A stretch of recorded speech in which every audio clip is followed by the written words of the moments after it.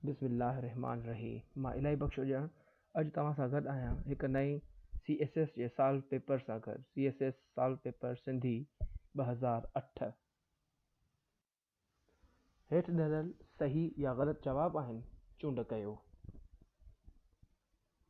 Novel पढ़ाॾो सोई सॾु जो लेखक आहे अमर जलील, सिराज, आग़ा सलीम। जवाब आहे सिराज। जलावतन देश जे अफ़साननि जो मजमूओ आहे। महताब महबूब, सुमेरा ज़रीन, नूरुल हुदा शाह। जवाब आहे नूरुल हुदा शाह। शाह जी शाइरीअ में औरत जो रूप देश जो लिखियल आहे। डॉक्टर ग़ुलाम नबी सधायो, डॉक्टर फ़हमीदा हुसैन, शाहनवाज़ सोढर।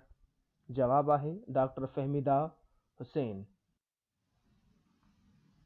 पैगाम लतीफ़ जो लेखक देश आहे। अब्दुल वाहिद आरीसर, पीर हसामुद्दीन शाह राशिदी, GM सैयद। जवाब आहे GM सैयद। ज़िंदगीअ जो सफ़र देश लिखियो आहे। अब्दुल गफ़ूर भुरगड़ी, अब्दुल गफ़ार सुमरो, अब्दुल गफ़ूर अलस्ती। जवाब आहे अब्दुल गफ़ूर भुरगड़ी।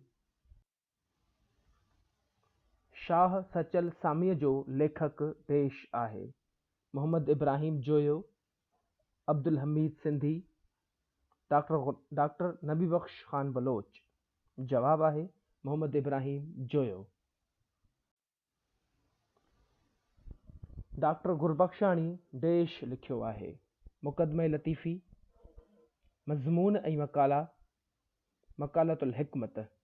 जवाब आहे मुक़दमे लतीफ़ी।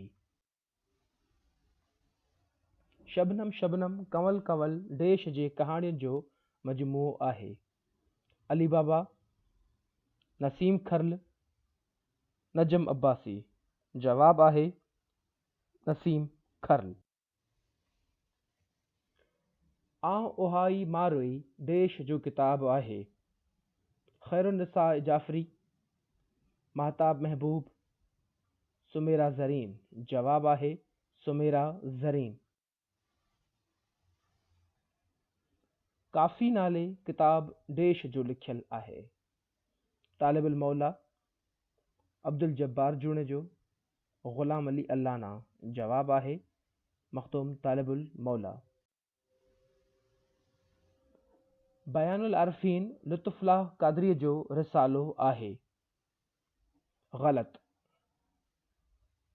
मुक़दम सलात अबुल हसन सिंधीअ जो लिखियल आहे। सही। हवाउनि जे आधार ते डॉक्टर फ़हमीदा हुसैन जो सफ़रनामो आहे। दुरुस्त। नेठि गूंगे ॻाल्हायो नाविल नसीम खरल जो लिखियल आहे।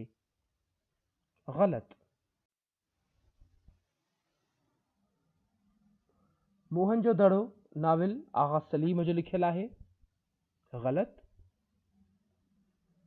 भंवर भिरिया कास लेखक शेख अयाज़ आहे।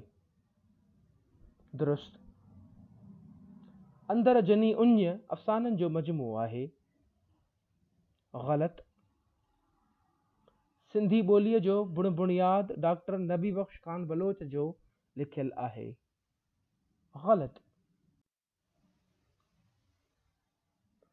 वीरियूं हमीद सिंधीअ जे कहाणियुनि जो मजमूओ आहे। दुरुस्त। शरह लतीफ़ जो मुरतब रशीद अहमद लाशारी आहे। दुरुस्त। अल्लाह निगहबान।